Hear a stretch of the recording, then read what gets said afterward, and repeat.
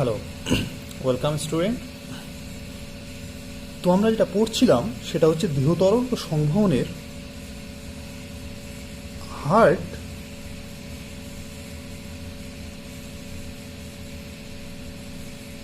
পোর্শনের মোটামুটি systemic circulation কীভাবে হয় সেটা আমরা জেনেছি।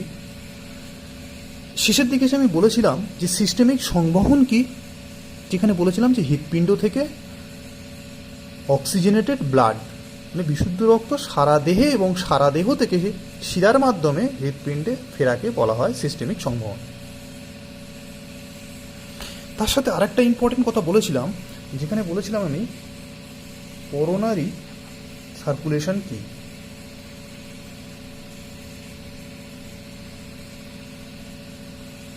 তো সেটা বলতে গিয়ে বলেছিলাম যে হৃৎপিণ্ড অক্সিজেনেটেড ব্লাড নিয়ে নিজের দেওয়ালে বা নিজের প্রাচীরের মধ্যে অক্সিজেন সাপ্লাই দেয় রক্তের মাধ্যমে, এবং করোনারি ভেনের মাধ্যমে বা করোনারি সাইনাসের মাধ্যমে হৃৎপিণ্ডের প্রাচীর থেকে রক্তকে বের করে নিয়ে আবার অলিন্দের প্রকোষ্ঠের মধ্যে পৌঁছে দেয়। এইভাবে যে হৃৎপিণ্ড নিজের প্রাচীরে যে ব্লাড সাপ্লাই সার্কুলেশন করে সেই সার্কুলেশনটাকে বলা হয় করোনারি সার্কুলেশন।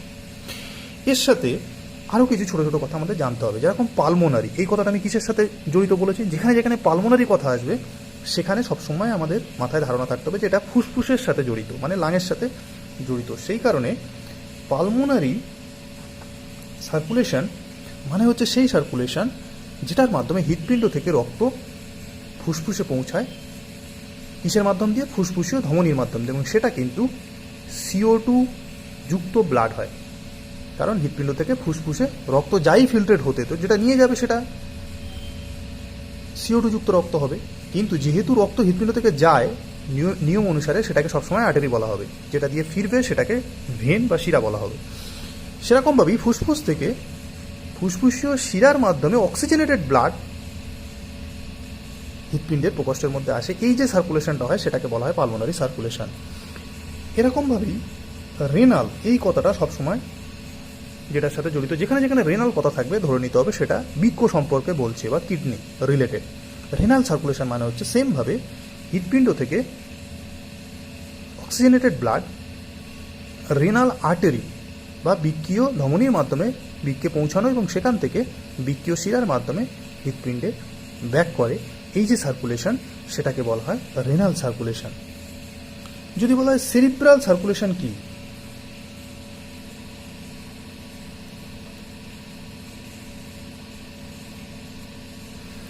সেরিব্রাল সার্কুলেশন মানে হচ্ছে যে সার্কুলেশনের মাধ্যমে হৃৎপিণ্ড থেকে রক্ত মস্তিষ্কে পৌঁছায়, মস্তিষ্ক থেকে ব্যাক করে, সেটাকে বলা হয় সেরিব্রাল সার্কুলেশন। যখন মায়ের দেহে কোনো শিশু থাকে তখন স্পেশাল সার্কুলেশন তৈরি হয়, সেটাকে বলা হয় fetal circulation. Fetal circulation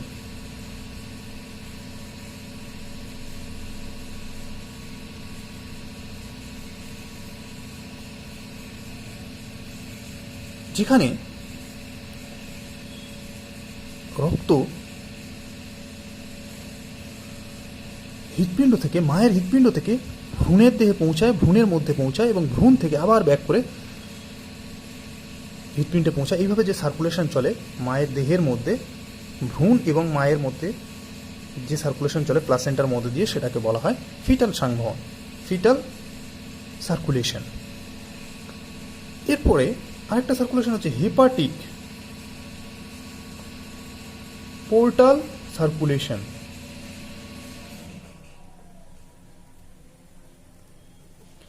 hepatic portal circulation. Hepatic এই কথাটা জড়িত হচ্ছে সবসময় লিভারের সাথে, যকৃতের সাথে। অ্যাকচুয়ালি লিভার বা যকৃৎ তৈরি হয় যে সেল দিয়ে সেটাকে বলা হয় হেপাটিক সেল। সেগুলো এক একটা মৌমাছির চাকের মতন হেক্সাগোনাল সেল হয়, সেটাকে বলা হয় হেপাটিক সেল। সেই হেপাটিক মানে যকৃৎতে যে সার্কুলেশন হয় সেটাকে বলা হয় হেপাটিক সার্কুলেশন। কিন্তু এখানে একটা স্পেশাল ওয়ার্ড ইউজ করা হচ্ছে, তার নাম হচ্ছে পোর্টাল সংবহন। কেন বলা হচ্ছে পোর্টাল সার্কুলেশন কথাটা, কেন বলা হচ্ছে? শুধু সার্কুলেশন বললেই তো মিটে যেত, তার কারণ আছে। পোর্টাল সার্কুলেশন এই কথাই বলা হচ্ছে হৃৎপিণ্ড থেকে যকৃতে রক্ত ডিরেক্টলি পৌঁছানোর থেকে বেশি পরিমাণে রক্ত যায় হচ্ছে অ্যাকচুয়ালি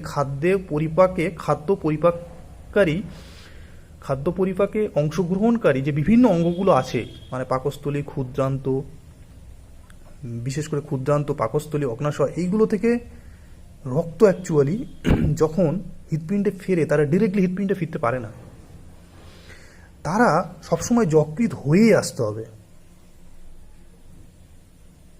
মানে আমরা যদি এখান থেকে দিল্লি যাই তো সবসময় আমাকে এলাহাবাদ হয়েই যেতে হবে। সেরকমভাবে যে ক্ষুদ্রান্ত বা স্মল ইন্টেস্টাইন, পাকস্থলী বা স্টোমাক, এইগুলো থেকে ব্লাড যখন আসে তারা যকৃতে লিভারের রক্তজালকে এসে পৌঁছায়। কারণ ক্ষুদ্রান্ত এবং পাকস্থলী এগুলো ডাইজেশন করে, খাদ্যকে অ্যাবজর্ব করে সেগুলো রক্তের মাধ্যমে দিয়ে যকৃতে পাঠাতে হবে, না হলে মেটাবলিজম হবে না। খাদ্যগুলোকে ভেঙে তার মধ্যে যে শক্তি উৎপন্ন করার কাজ, এই মেটাবলিক অ্যাক্টিভিটি বেশিরভাগটাই যকৃতে ঘটে। তো খাদ্য রক্তের মাধ্যম দিয়ে এই সমস্ত খাদ্য পরিপাককারী সাহায্যকারী অঙ্গগুলো থেকে যকৃতে পৌঁছাতে হবে। যকৃৎ থেকে ব্যাক করে হার্টে আসে, সেখান থেকে ব্যাক করে আবার সমস্ত খাদ্য পরিপাককারী অঙ্গতে রক্ত সাপ্লাই হয়। তো এইভাবে অ্যাকচুয়ালি হৃৎপিণ্ড এবং যকৃতে রক্ত সংবহনটা ডিরেক্ট কানেকশনের মাধ্যমে নেই, সেটা বিভিন্ন জায়গার রক্ত এসে যকৃতের যে জালক, রক্ত জালক, সেখানে এসে মিক্সিং হয় প্রথমে, সেখান থেকে রক্ত হৃৎপিণ্ডে ব্যাক করে। সেই কারণে একে হেপাটিক পোর্টাল সংবহন বলা হয়। আমাদের মস্তিষ্কেও সেমভাবে একটা হেপাটিক পোর্টাল সংবহন দেখা যায়, সেটা হচ্ছে হাইপোফাইসিয়াল পোর্টাল সংবহন। হাইপোফাইসিয়াল পোর্টাল সংবহন, যেটার মাধ্যম দিয়ে অ্যাকচুয়ালি পিটুইটারিতে রক্ত সরবরাহ হয়। পিটুইটারি থেকে নিঃসৃত হরমোনগুলো রক্তের মাধ্যম দিয়ে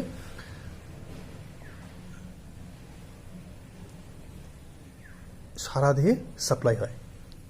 তো সেখানেও হাইপোফাইসিয়াল পোর্টাল সংবহন দেখা দেয়। অ্যাকচুয়ালি সেখানে দুটো জায়গা রিলেটেড, একটা হচ্ছে হাইপোথ্যালামাস আর একটা হচ্ছে পিটুইটারি। প্রথমে রক্ত হাইপোথ্যালামাসের মধ্যে দিয়ে পিটুইটারি, তারপরে সেখান থেকে রক্ত ব্যাক করে। তো এই কারণে ওটাও একটা পোর্টাল সংবহন। এরপরে আমরা হার্টবিট সম্পর্কে একটু জানতে হবে।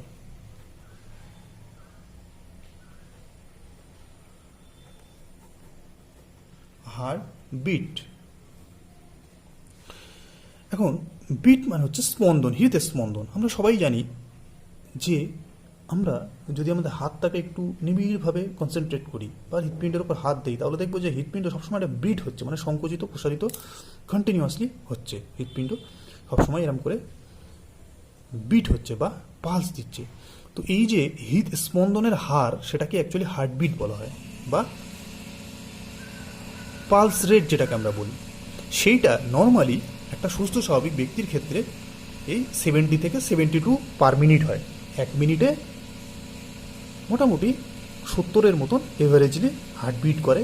মহিলাদের ক্ষেত্রে একটু বেশি দ্রুত হয়, মানে হার্টবিট একটু বেশি হয় রেটটা, মানে সেটা 75 থেকে 80-র মধ্যে হয়। এবারে যদি কেউ ভয় পায় বা দৌড়াদৌড়ি করে, তাহলে তার দেহে ব্লাড সাপ্লাই বেশি দরকার হয়, তখন হার্ট আরও জোরে বিট করে। যদি আমি 1 কিলোমিটার দৌড়ে আসি, তখন দেখবো আমাদের যে হার্টবিটের রেট সেটা 85-এর উপরে চলে গেছে। কিন্তু নর্মালি সুস্থ স্বাভাবিক ব্যক্তির ক্ষেত্রে যদি কোনো পরিশ্রম না করে, তাহলে এটা 70 থেকে 80-র মধ্যে বিলং করে হার্টবিটটা। যদি কারোর নর্মালি সে কোনো পরিশ্রম করছে না, অথচ তার হার্টবিটটা 100-র উপরে আছে, তখন একটা রোগ, তাকে বলা হয় টাকিকার্ডিয়া।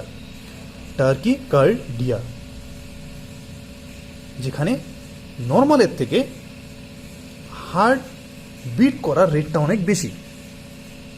আর যদি নর্মালের থেকে অস্বাভাবিকভাবে হার্টবিটটা কমে যায়, মানে 60-র কম চলে আসে, যদি 70 নর্মাল 60-র কম চলে আসছে, তখন তার সেটাও একটা রোগ, তাকে বলা হয় ব্র্যাডিকার্ডিয়া। এটা কিন্তু শর্ট কোশ্চেন আসে। যে ব্র্যাডিকার্ডিয়া কি আর টার্কিকার্ডিয়া কি। ব্র্যাডিকার্ডিয়া মানে হচ্ছে স্বাভাবিকের থেকে কম হারে পালস রেট কমে আসা, হার্টবিটের রেট 60-এর নিচে নেমে আসা। আর যখন 100 বা 150-র ওপরে চলে যায় তখন টার্কিকার্ডিয়া বলে। যখন হৃৎপিণ্ডের স্পন্দন 100টা নর্মাল আছে, ঠিক আছে, কিন্তু তার থেকেও অনেক বেশি বেড়ে যায়, যদি 150 হয়ে যায় তখন বলা হবে টার্কিকার্ডিয়া। তো এখান থেকে হার্টবিট জিনিসটা কি শর্ট কোশ্চেন হিসেবে জানতে হবে।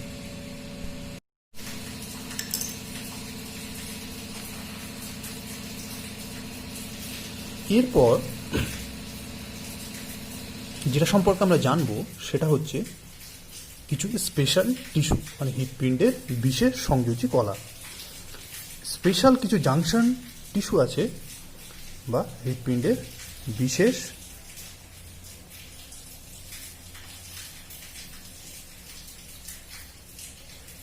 সংযোজী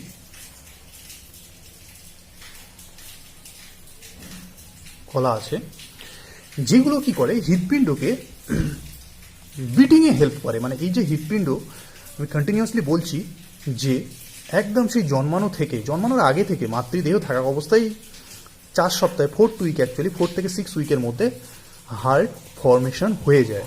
মানে ভ্রূণ আসার 6 উইকের মধ্যে হার্ট ফর্মেশন হয়ে যায়। তখন থেকে যে বিটিং শুরু হয়, আর একদম যখন মানুষ বা যে কোনো প্রাণী যখন মারা যায় সেই পর্যন্ত বিটিং কন্টিনিউয়াসলি চলতে থাকে। তো এই যে বিট হয় বা হৃৎপিণ্ড ক্রমাগতভাবে সংকুচিত প্রসারিত হচ্ছে, এর পিছনে কে দায়ী? কেন হৃৎপিণ্ড সংকুচিত প্রসারিত কন্টিনিউয়াসলি হয়ে যাচ্ছে, বা এটা কন্ট্রোলিং কে করছে? সেইটা মোটামুটি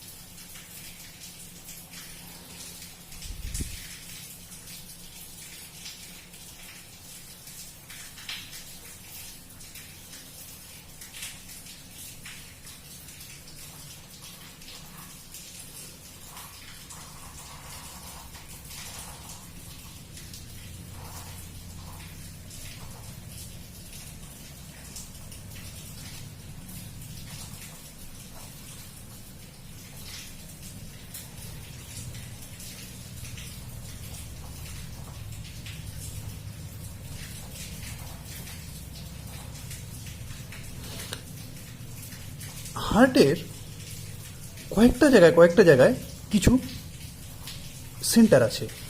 যেরকম বলছি ডান অলিন্দে এখানে একটা বিটিং সেন্টার আছে, আর দুটো অলিন্দের সংযোগের স্থলে এখানে একটা বিটিং সেন্টার আছে। এটা হচ্ছে প্রধান একটা বিট সেন্টার, যাকে বলা হয় সাইনো অ্যাট্রিয়াল নোড, বা একে এসএ নোড বলা হয়।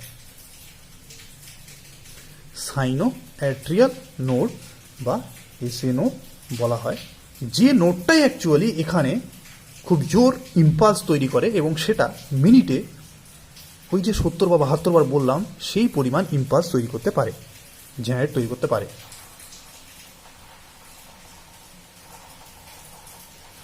তো এই দুটো নোডের মধ্যে কিছু টিস্যু এদের মধ্যে সংযোগ রক্ষা করেছে। এরকম করে কিছু টিস্যু এদের মধ্যে সংযোগ রক্ষা করেছে, যাকে বলা হয় আন্তঃনোডীয় তন্তুপথ বা ইন্টারনোডাল টিস্যু বলা হয়। কি বললাম তাহলে? এক প্রকারের বিশেষ কলা যেটাকে বলা হয় সাইনো অ্যাট্রিয়াল নোড বা এসএ নোড, সেটা ডানালিন্দে উপস্থিত থেকে সেখানেই অ্যাকচুয়ালি মেন ইম্পালসটা তৈরি হয়। মানে যেটা এই যে হৃৎপিণ্ড সংকুচিত প্রসারিত হওয়ার মেন বিটিং সিস্টেমটা এই এসএ নোড থেকে জেনারেট হয়। অ্যাকচুয়ালি তড়িৎ ইম্পালস মানে একটা তড়িৎ চালিত বল তৈরি হয়, যেটা এসএ নোড থেকে আন্তঃনোডীয় তন্তুপথ দিয়ে বাম অলিন্দে দিয়ে দিচ্ছে, প্লাস আরেকটা নোড যার নাম হচ্ছে অ্যাট্রিওভেন্ট্রিকুলার নোড। অ্যাট্রিওভেন্ট্রিকুলার নোড বা এভি নোড বলা হয়। সেই নোডেতে সঞ্চারিত করছে কিসের মাধ্যমে? তার নাম হচ্ছে আন্তঃনোডীয় তন্তুপথ। আন্তঃনোডীয় তন্তুপথের মাধ্যমে এভি নোডে সঞ্চারিত করছে এসএ নোডের ইম্পালসটা। তাহলে এসএ নোড থেকে ইম্পালস জেনারেট হচ্ছে, তাই জন্য একে হার্ট অফ হার্ট বলা হয়। অ্যাকচুয়ালি অনেক সময় এসএ নোডকে হার্ট অফ হার্ট বলা হয়, কারণ এটা যে হার্টবিট করছে তার অরিজিনেটর, সেইটা আন্তঃনোডীয় তন্তুপথ দিয়ে ডান অলিন্দ থেকে বাম অলিন্দ দিচ্ছে, প্লাস এভি নোডেও এই ইম্পালসটা নিয়ে আসছে। এভি নোড থেকে কিছু স্পেশাল তন্তু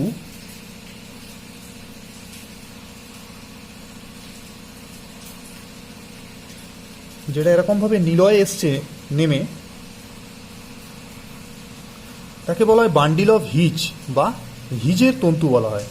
হিজের তন্তু বা বান্ডিল অফ হিজ বলা হয়, যেটা এভি নোড থেকে তড়িৎ ইম্পালসটা নিলয়ের প্রাচীরে নিয়ে আসে। এটা অ্যাকচুয়ালি হৃৎপিণ্ডের ভিতরে কিন্তু অবস্থান নেই, হৃৎপিণ্ডের ওয়ালে প্রাচীরের মধ্যে অবস্থান করে আছে। এভি নোড আছে, সেখান থেকে আন্তঃনোডীয় তন্তুপথ আছে, সেই আন্তঃনোডীয় তন্তুপথ থেকে বান্ডিল অফ হিজ দিয়ে অ্যাকচুয়ালি হৃৎপিণ্ডের ভিতরটা কিন্তু প্রকোষ্ঠ, তার ভিতরে কিছু নেই, হৃৎপিণ্ডের প্রাচীরের উপরে অবস্থান করে আছে এগুলো। বলছে যখন এসএ নোডটা না ফাংশন করতে পারে, যদি হঠাৎ করে বন্ধ করে দেয় এসএ নোড কাজ, তখন কিন্তু কিছুটা সময়ের জন্য এভি নোড 40 থেকে 60 বার ইম্পালস জেনারেট করার ক্ষমতা আছে। এই এভি নোডের ইম্পালস জেনারেট করার ক্ষমতা আছে, কিছু সময়ের জন্য কাজ চালিয়ে নিয়ে যাবে। তার মধ্যে কি করতে হবে? আমাকে হৃৎপিণ্ডের প্রাচীরে সার্জারি করে পেসমেকার বসাতে হবে, মানে কৃত্রিম ছন্দ নিরাময়ক যন্ত্র বসাতে হবে, পেসমেকার। যে কাজটা এসএ নোড করতো সেই কাজটা এখন ওই কৃত্রিম যন্ত্রটা করবে। অনেকের হাটেই পেসমেকার বসানো আছে এবং সেখানে অনেক কিছু রেগুলেশন থাকে। তারা হাই ভোল্টেজ ইলেকট্রিকের নিচে যেতে পারবে না, কোনো মেটাল ডিটেক্টরের মধ্যে দিয়ে যেতে পারবে না। তাহলে কী হবে? ওই তড়িৎ ইম্পালস করার যে ছন্দ সেটা ব্যাহত হবে, তাতে কিন্তু ওই ব্যক্তি ক্ষতিগ্রস্ত হতে পারে। এবারে এই হিজের তন্তু থেকে আবার অনেক ছোট ছোট সূক্ষ্ম তন্তু পুরো হৃৎপিণ্ডের প্রাচীরটা জুড়ে বিস্তার ঘটে আছে, যেগুলো পুরো ইম্পালসটাকে সমস্ত নিলয়ে ছড়িয়ে দিচ্ছে, তারপরে একই সিকোয়েন্সে বিট করছে। সেই যে তন্তুগুলো যেগুলো হিজের তন্তু থেকে উৎপন্ন হয় তাকে বলা হয় পার্কিনজির তন্তু। পার্কিনজির তন্তু। তো এইভাবে হৃৎপিণ্ডে এই 5 প্রকারের বিশেষ সংযোজী কলা, একটা হচ্ছে সাইনোঅ্যাট্রিয়াল নোড এসএ নোড, আন্তঃনোডীয় তন্তুপথ ইন্টার নোডাল বান্ডিল, আরেকটা বললাম অ্যাট্রিওভেন্ট্রিকুলার নোড এভি নোড, আরেকটা বললাম বান্ডিল অফ হিজ বা হিজের তন্তু, আরেকটা বললাম পার্কিনজির তন্তু। এই 5 প্রকারের তন্তু হৃৎপিণ্ডকে নির্দিষ্ট নিয়মে এবং সিকোয়েন্সে কন্টিনিউয়াসলি বিট হতে সাহায্য করছে। কি করতে হবে তাহলে আমাদের? জাস্ট নাম, 5টা তন্তুর নাম, 5টা বিশেষ সংযোজী কলার নাম জানার পরে তাদের অবস্থান। খুব ভালো হয় যদি চিত্রটা এঁকে সেখানে অবস্থান দেখানো হয়। তোমরা বইতে দেখবে 16.35 চিত্র আছে সাঁতরাতে। আর কার্যাবলী, জাস্ট কাজ, 2 লাইনের কাজ, অবস্থান আর কাজ, আর চিত্রটা দিলেই যদি কোশ্চেন আসে সেটা কিন্তু 4 নম্বরের আসবে এখান থেকে। তো এটা এখান থেকে মুখস্থ করতে হবে তোমাদের সবাইকে।